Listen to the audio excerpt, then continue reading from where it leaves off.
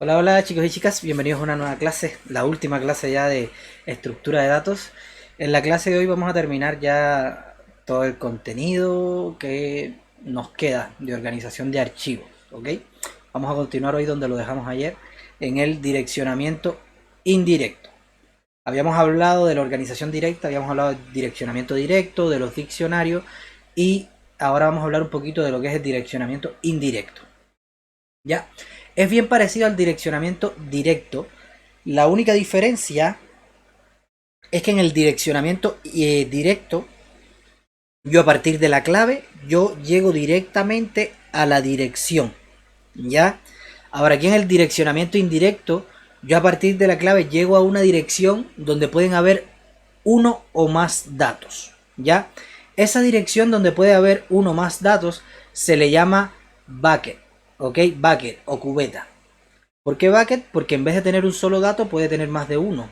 Ya depende del bucket del tamaño que usted lo defina, pero si define un bucket, por ejemplo, de 100 elementos, eh, va a tener n buckets, ¿ya? Y cuando inserta un elemento, lo que le da la clave, cuando usted la transforma con la función r que hablamos, la clave se transforma a partir de la función r y no les da la dirección del dato, sino les da la dirección del bucket donde esté el dato, ¿ya? El bucket puede ser un arreglo ordenado, una lista enlazada, lo que ustedes quieran, ¿ya? Pero en lugar de estar guardando solamente un elemento, estoy guardando buckets, ¿ok? Eso es direccionamiento indirecto. Hay muchas veces que es muy útil hacer algo como esto. Ya, entonces cada cubeta puede tener uno o más registros, ¿ya? Si tenemos cubetas de un solo registro, eso es direccionamiento directo, ¿ok? Porque el direccionamiento directo lo que hace es específicamente eso. A partir de la key, de la clave primaria, yo llego a la dirección, ¿ok? Del dato. Entonces aquí a partir de la clave primaria yo llego a la dirección del bucket. Pero si el bucket tiene un solo dato, entonces estoy llegando al dato, ya a la dirección del dato, ¿ok? Entonces, ese es el direccionamiento indirecto en grandes rasgos. Entonces, vamos a hablar un poquitito de cómo funciona. Yo tengo mi clave primaria, una función de transformación, y me va a decir en qué bucket están mis datos. Ya, aquí yo tengo n buckets. Por ejemplo, si me dice, ok, la clave esa la transformo y me dice, le corresponde el bucket 4. Entonces yo en el bucket 4 tengo que buscar el dato que yo quiero. O tengo que insertar este dato si lo que estoy haciendo es insertando. ¿Ok? Entonces, las funciones de transformación pueden ser de dos tipos. Puede ser de hatching o de direccionamiento calculado. Direccionamiento calculado es como lo que habíamos visto la vez pasada, que yo hago algún cálculo matemático, le sumo algo, le multiplico algo y llego ya a la dirección exacta del bucket, ¿ok? Y el hatching lo que yo hago es que a mi clave primaria le hago alguna transformación evitando, ya, para evitar de alguna manera que hayan más de una clave primaria que tenga la misma, le corresponda a la misma dirección. Por ejemplo, si yo tengo el número 4 y el número 5 y yo les aplico una función de hashing, el objetivo es que el número 4, ya, al yo aplicarle el hashing, tenga muy poca probabilidad de que al aplicarle hash a otro número le toque el mismo hash que al 4. ¿Ok? De hecho, hay funciones de hash que son bien robustas y es muy difícil, probabilísticamente casi imposible, de que dos cosas tengan el mismo hash. ¿Ok? Y cuando alguien logra de encontrar, dado un elemento, es capaz de encontrar otro elemento que tenga el mismo hash que ese elemento, se dice que le encontró una solución a la función de hash. Y eso es lo que hace muchas veces los crackers, ¿no? O los hackers también un poco, pero es ya un tema más criptográfico, más de romper la cerradura. Por ejemplo, el MD5 ya es un tipo de función hash que está roto porque con los procesadores que hay ahora rápido se puede encontrar dos claves iguales que tengan el mismo hash. Pero hay otros hash más robustos que son los que se ocupan hoy en día, el SHA-1, el SHA, no me acuerdo si 156, no me acuerdo bien el nombre, SHA, que son ya funciones de hash mucho más robustas, que es virtualmente imposible encontrar dos claves que tengan el mismo hash. Entonces eso me permite hacer cosas como, por ejemplo, no sé si ustedes han visto que a veces cuando van a descargar un archivo, ya, además de tener el archivo, tiene una cosa al lado que dice hash, ¿ok? Hash. Y el hash es como un string largo que tiene símbolos, tiene letras, tiene números, ¿ya? Ese hash es único para cada archivo. Y es casi virtualmente imposible que hayan dos archivos o que hayan dos secuencias de bits que les corresponde al mismo hash. O vamos a reformular eso. O es virtualmente imposible de que si yo tengo un archivo que me da ese hash, de que ustedes pueden encontrar ya a través de una iteración o a través de cualquier algoritmo otro archivo o otro, digamos, otro conjunto de bits que tengan ese mismo hash. ¿Ok? Entonces, como es imposible para los niveles de cómputo que tenemos hoy en día, eso me permite que cuando yo bajo un archivo y le hago la función hash y lo comparo con el que me dicen ahí que es, ¿ok? Entonces si son iguales ya yo sé que ese archivo no está corrupto, ¿ok? Porque si vino alguien, hackeó la página y subió el archivo corrupto, entonces muy probablemente cuando le haga el hash me dé diferente porque cambiaron algo internamente del archivo, ¿ok? Y entonces por eso que muchas veces las páginas de descarga, además del archivo, les dan un string largo que dice hash. El hash es para eso, porque en Linux la gente cuando descarga hay un comando en consola que dado un archivo les da un hash.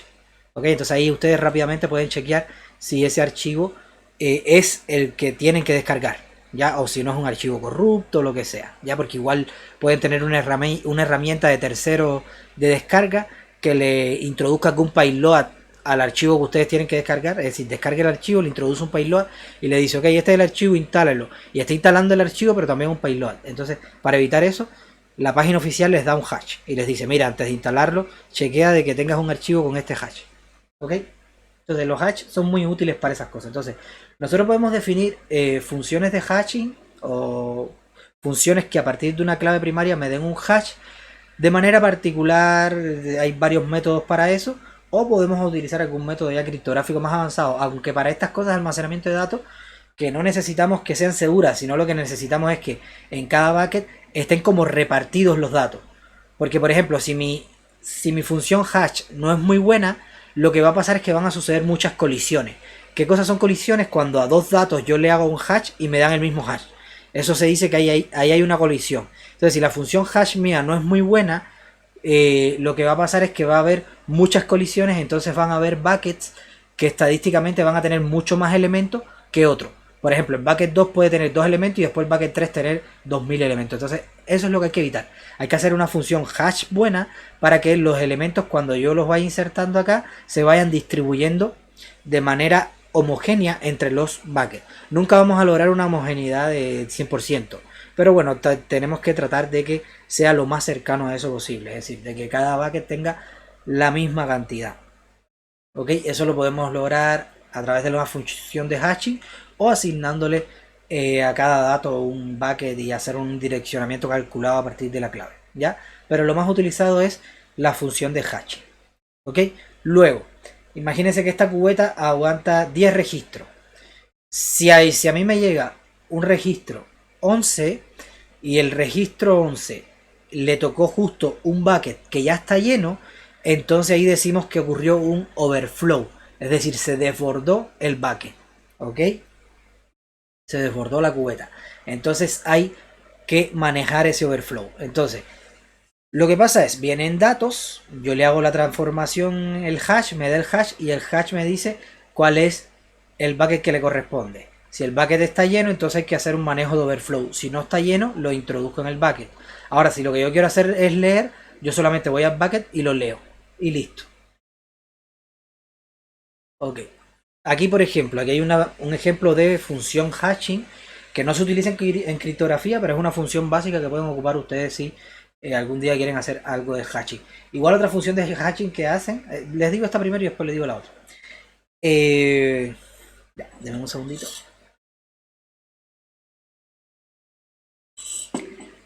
Ya, entonces, aquí esta función de hashing lo que hacen es, si la clave es numérica, imagínense que tienen claves de 6 dígitos, como esta que está acá, y 7000 cubetas. ¿Ok? Entonces hay una función de hashing que es el método del centro de los cuadrados. ¿Qué cosa es el método del centro de los cuadrados? Yo tomo mi clave y le elevo al cuadrado. Y mi clave al cuadrado va a ser justo esta que está acá. ¿Ok? Entonces, esta es la clave al cuadrado. Entonces yo me quedo con lo que hay en el centro. ¿Ya? Y ese va a ser mi hash. Ahora, lo que pasa es lo siguiente. Yo tengo 7000 cubetas. ¿Ya? Y fíjense que este numerito de acá, como tiene 4 dígitos, va de 0 a 10.000. Por lo tanto, mi hash no puede ser más grande que las 7000 cubetas. ¿Ya? Imagínense que, bueno, esta aquí da 3493, es decir, la cubeta 3493 existe. Por lo tanto, en este caso no habría problema. Pero imagínense que aquí en el medio tuviera 9322. Esa cubeta es más grande que esto. Por lo tanto, tenemos que hacer una regla de 3. ¿Ya? No sé si acá le llaman regla de 3 también. Cuando hacemos una proporción. Sí, Hans, la voy a subir hoy mismo. Sí, se llama la regla de 3. Ok, ok. Gracias. Entonces, claro, se aplica una regla de 3. Yo tengo este número, pero fíjense que este número está en función de 10.000, porque son 4 dígitos. Entonces, bueno, puede ser hasta 9.999, pero bueno, son 10.000, porque también incluye el 0. Entonces, aquí pueden haber 10.000 posibilidades, pero yo solamente tengo 7.000 cubetas. Entonces tengo que hacer una regla de 3 entre 10.000, que es el total de máximo de esto, y 7.000, para ver dónde caería este numerito si en vez de tener 10.000 yo tuviera 7.000. ¿Ok? Entonces tengo que hacer una proporción de una regla de 3, ¿no? 10.000 es a 7.000, como el valor este actual es a el X que yo quiero calcular. ¿Ok? Entonces despejo X, X es igual al valor por 7.000 entre 10.000, y el valor lo tengo, el valor es este que está acá. ¿Ok? 7.000 entre 10.000 es 0,7. Por eso es que se multiplica esto por 0,7 y me da esto de acá. Entonces, dado esta clave, yo llegué a que este es el bucket que le corresponde. ¿Ok? Y fíjense que es muy poco probable que dos números tengan el mismo bucket. Puede pasar, puede pasar. Y sí, pasará a menudo, pero se va a evitar harto. Porque es muy poco probable que hayan dos números que al elevarlo al cuadrado me den el mismo centro. ¿Ya? Y eso es lo que busca una función de hashing. ¿Ok? Muchas veces también si tienen una clave que es un string, por ejemplo, lo que se le hace es que a cada ¿cómo se llama? A cada símbolo se le asigna un numerito, ¿ya? Se le asigna un numerito. Y entonces, ese numerito, por ejemplo, si tú eres Z, ¿ya? El numerito que te corresponde es 26, qué sé yo, y no sé, se le puede asignar cualquier numerito. Entonces, 26 lo que hace es que sumas 2 más 6 y te quedas con 8. ¿Ok? Entonces, por ejemplo, si tú tienes hola, tomas el numerito de la H, el numerito de la O, el numerito de la L, el numerito de la A, ¿ya? Y lo multiplicas, puedes multiplicarlo por base 10, por ejemplo. El numerito de la H por 10 a la 4, porque H está en la posición 4. La O por 10 a la 3, la L por 10 a la 2 y la otra, o 10 a la 1 mejor, y la otra por 10 a la 0. Y se suman todos esos numeritos, ¿ya? Y eso me va a dar un valor. Y ese valor yo puedo decir que es el hash de ese string, ¿ya? Entonces fíjense que mientras más grande sea, es muy poco probable que hayan dos strings con el mismo hash. ¿Ok? Entonces incluso si me queda un hash muy grande, yo puedo hacer ahí como algunas cosas para achicar el valor del hash, siempre tratando de que no hayan dos hash parecidos. ¿Ok? Básicamente esa es la función de hash. De hecho, así es como funciona el diccionario o los hash de Java. Cuando ustedes tienen un diccionario en Python, se acuerdan que le pasan una llave y lo que hace por detrás es que tiene una función de hash, y de esa función de hash guardan ese valor en una posición específica. ¿Entiendes? Entonces eso para usted es transparente. Entonces después cuando van a leer, él aplica la función de hash de nuevo. Ay, eso es otra cosa. La función de hash tiene que ser una función rápida.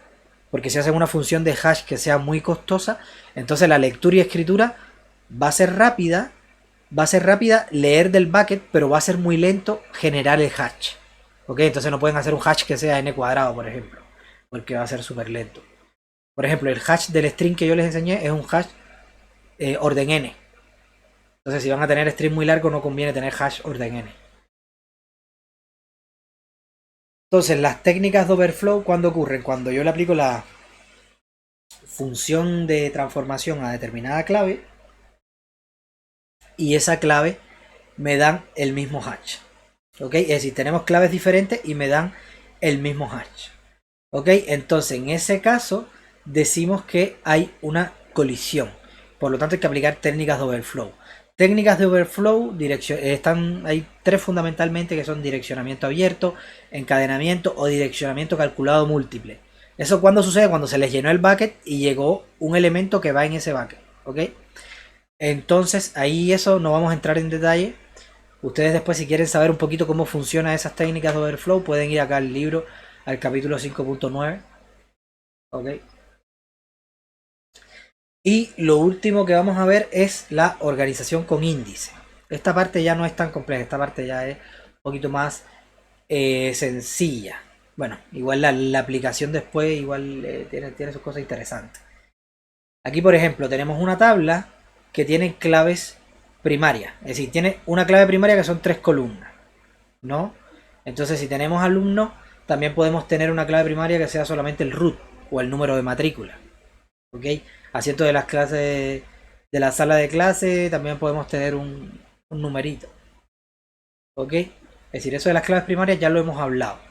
Entonces, la clave primaria, ¿qué es lo que me va a permitir a mí? La clave primaria me va a permitir a mí hacer una cosa que se llaman índices. Porque al final lo que yo quiero es acceder directamente a un registro.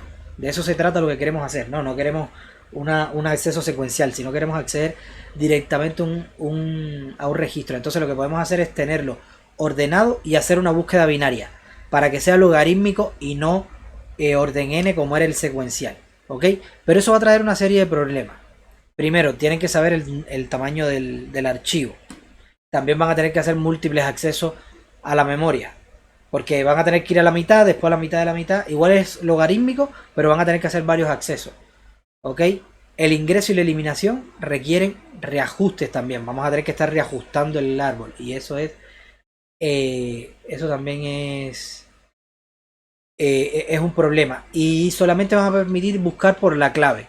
Por ejemplo, si yo tengo ordenado por el root, pero yo quiero buscar por la edad, da lo mismo. Porque lo tengo ordenado por el root. Si quiero buscar por edad, voy a tener que ir secuencial de todas maneras. ¿Ok? Entonces no vamos a poder tener índices múltiples. Ya, múltiples índices. Entonces, acá la solución para estos problemas son los índices. ¿Y de qué se tratan los índices? Los índices se tratan de que yo, aparte de tener los datos, voy a tener almacenadas las claves primarias en otra tablita, ¿ya? Y como una columna va a estar la dirección a estas filas de acá, ¿ya? Por ejemplo, aquí está la clave primaria, la clave primaria de este elemento, pero eso no quiere decir que este elemento es el primero acá, sino que si yo quiero la clave primaria de esto, voy acá y la posición me dice que es este de acá, ¿ya? Entonces fíjense que cuando yo quiero ordenar este índice ya es menos costoso, porque no tengo que mover todos los datos, sino que solamente muevo esta columnita, que muchas veces es una pura columna de root, ¿ya? Que puede ser un arreglo, puede ser cualquier cosa, y otro arreglo que van a ser las posiciones. Ya no es lo mismo que tener toda esta tabla gigantesca que tiene todos los datos, ¿ya? Y muchas veces incluso la clave primaria es la columna que menos se lleva. Por lo general las columnas que más se llevan son como las columnas que tienen descripciones o tienen imágenes, cosas así, ¿ya? Pero las claves primarias por lo general son columnas que no llevan mucho espacio. Entonces un índice va a ser una tablita que no va a ocupar casi espacio y me va a permitir hacer algo como esto. ¿Ok? Entonces hay índices simples que podemos implementar. Esto que ustedes ven acá lo podemos implementar con un arreglo, ¿ya? Pero estos índices simples convienen cuando son índices pequeños, son índices que caben en la memoria RAM, en la memoria principal, ¿ok?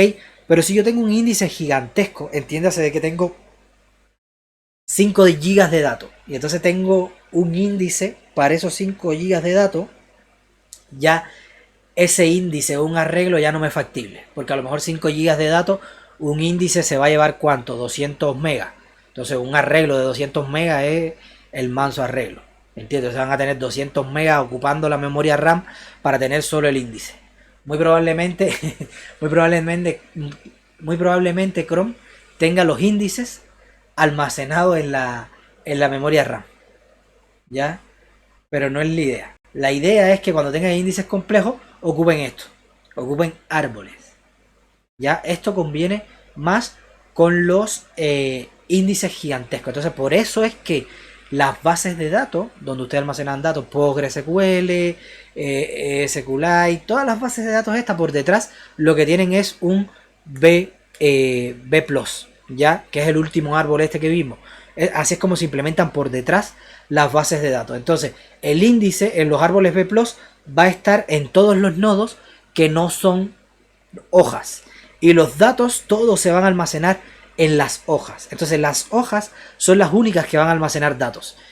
En lo que no es hoja va a haber un puro índice. Y entonces así es como se almacenan los índices complejos.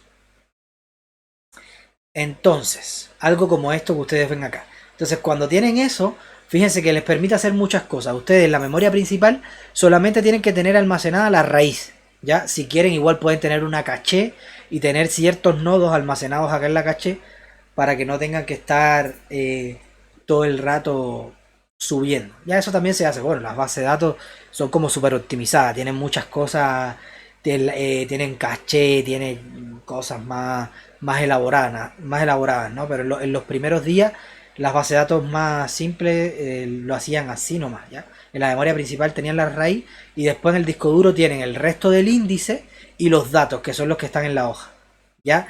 Este es el nivel dato, ¿ya?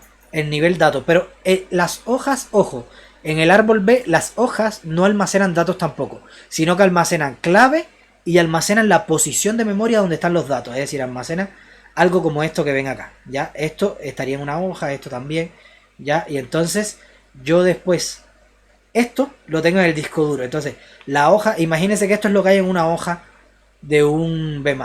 Entonces a partir de la hoja yo puedo llegar a este elemento, a este, ¿ok? Y son esas flechitas que están hacia abajo.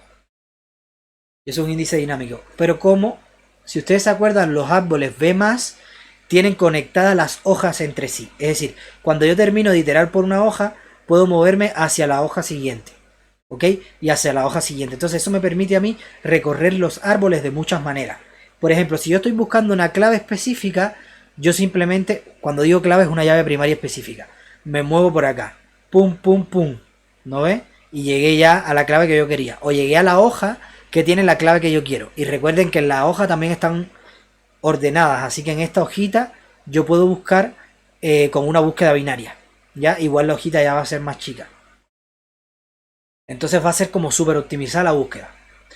Ahora, si yo quiero recorrer, iterar por todos mis datos de manera secuencial, de menor a mayor, ¿qué es lo que hago? Voy desde la primera hoja hacia la última, recorriendo lo siguiente, siguiente, porque tengo todos conectados. Ahora, si yo quiero solamente un intervalo, yo me muevo hacia el menor, lo busco a la clave menor. Llegué a la clave menor, entonces me muevo al siguiente, hasta que llego a la clave mayor, ¿ya? Y si quiero ir desde el principio hasta una posición específica, entonces voy desde el principio pidiendo siguiente, hasta que llegue a la posición específica. Entonces, esos son los tipos de búsquedas que hay. Búsquedas por llave racimo, que es esta primera, búsqueda secuencial, búsqueda por rango y scan parcial. ¿Ok? Y esa es una de las ventajas que tenía el árbol B+, que el B+, tiene todas las hojas conectadas, entonces me permite hacer todas estas búsquedas. Recuerden que el B Aster y el B normal, el puro, el vanilla, no tiene estas conexiones entre hojas, entonces no me permitiría hacer esto acá, por ejemplo, ni esto ni esto. Me permitiría solamente buscar una clave en orden logarítmica, pero después para moverme a la siguiente hoja tendría que hacer algo ahí para llegar a esta otra hoja, ¿ya? Entonces esa es una de las ventajas del árbol B+. Los archivos secuenciales indexados lo que hacen es un poco esto que les mostraba acá. ¿Ya? Esto que les mostraba acá. Puede tener un ASI, es decir, un archivo secuencial indexado puede tener varias implementaciones. Una de ellas es un B+, como les había dicho. O pueden implementarla con otro tipo de estructura. ¿Ok? Entonces, se busca el registro por un índice hasta encontrar la clave que lleve ese bloque. Se lleva ese bloque a memoria principal y se accede al registro. ¿Ok? Es decir, yo lo busco, Llegué a él, pido el dato, lo subo a memoria principal y accedo a ese dato. ¿Ya? En memoria principal inicialmente solo se tiene la raíz, también se puede tener una caché si ustedes quieren. Y esta raíz tiene puntero al nodo más arriba del árbol. ¿Ok? Y a la primera clave de las hojas. Es decir, este tendría puntero acá y también tendría puntero a algo como este. Ya. Entonces, quedaría algo como esto. ¿No ves? El árbol B llegaría hasta acá, hasta donde le estoy señalando. Aquí esta es la clave primaria, por ejemplo. 10 es la clave primaria para el registro más chico de acá. ¿Ok? Para el registro más chico de acá. Entonces, si yo tengo una llave, yo estoy buscando una llave que está entre 10 y 20, yo sé que está en este bloque de acá. Entonces yo tomo este bloque y lo subo a memoria. Eso es lo que les decía, que cuando suben a memoria, muchas veces no suben solo un dato, sino que suben ese dato y sus vecinos. Porque muchas veces cuando pedimos un dato es para seguir iterando. Es decir, para este y seguir para el lado. Hacer un tipo de estos scans. Entonces al subir un bloque entero a memoria, yo hago una sola lectura y de una sola lectura subo varios nodos. Subo varios datos. Es como este meme que se mostró al inicio de la clase, ¿no? Que se ve como una bicicleta con muchas cajas. Eso es lo que está haciendo, subir todas las cajas. Yo simplemente quiero este, por ejemplo, pero estoy subiendo todo lo que hay cerca de esto. Entonces hay una cosita que se llama bloque overflow. Esto no está en los B+, pero se le puede añadir como para una optimización, ¿no? Que es para evitar estar haciéndole cambios al árbol. Ya cuando yo tengo que insertar algo acá, yo lo que hago es, como lo ven ahí, si cabe en el bloque, ya, es decir, si yo inserto algo y es mayor que todo lo que hay acá, entonces corresponde al bloque overflow. Entonces lo agrego al final del bloque overflow. El bloque overflow siempre van a ser poquitos datos, así que no importa que esté ordenado. ¿Ya? Y si no cae en el bloque overflow, es decir, si cae acá, si hay espacio, lo inserto ahí.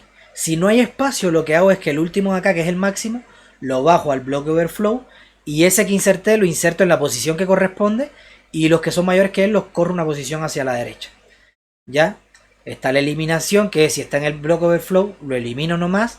Si no, se elimina de su bloque y se corre. Es decir, si cae acá, lo elimino y corro todo hacia acá.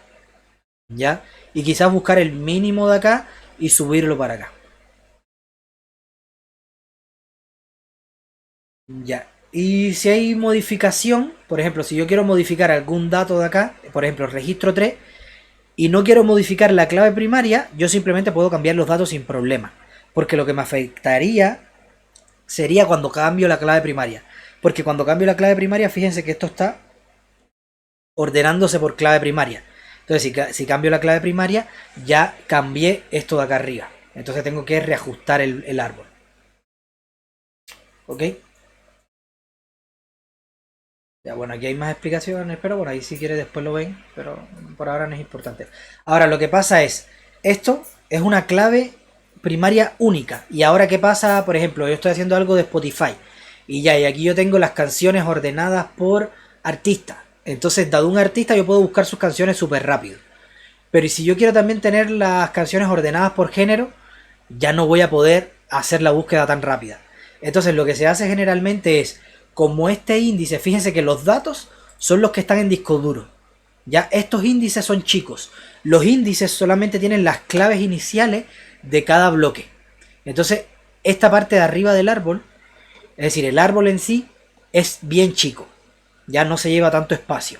Entonces, yo puedo tener un índice,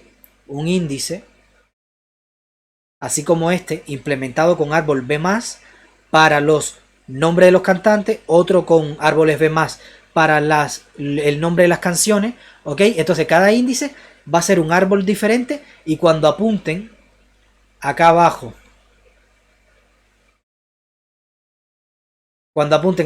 a determinado dato, van a estar apuntando a la dirección de ese dato, ¿ok?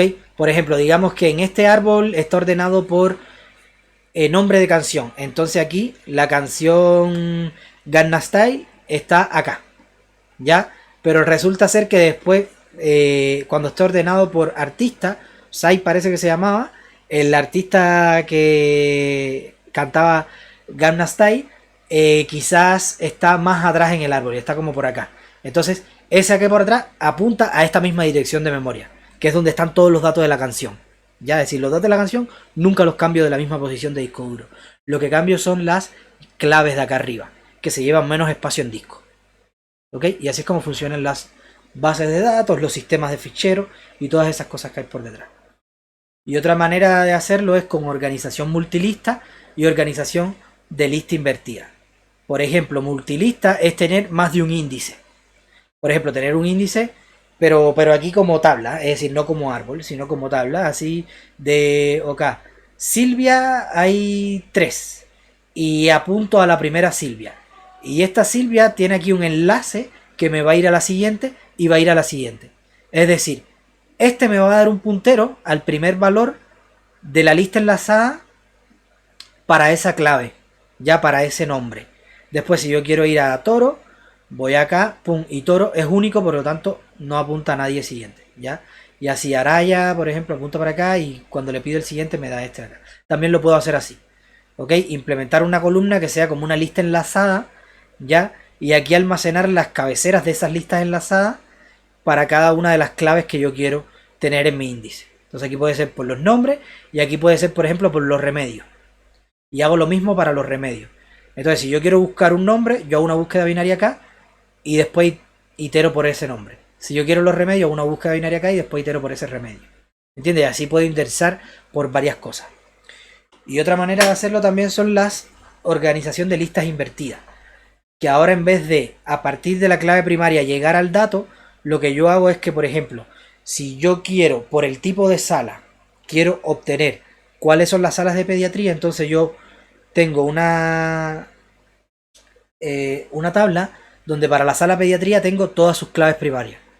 Y aquí también tengo para la sala intensivo todas sus claves primarias. Y entonces en otro lado tengo las tablas con todos los datos de esa sala. ¿Ya? Es decir, aquí yo digo, quiero toda la sala de pediatría. ¡Pum! Y me da estas claves primarias. Entonces con esas claves primarias ya yo puedo acceder a todas las salas que yo quiero. Ok, chicos. Entonces, eso es todo.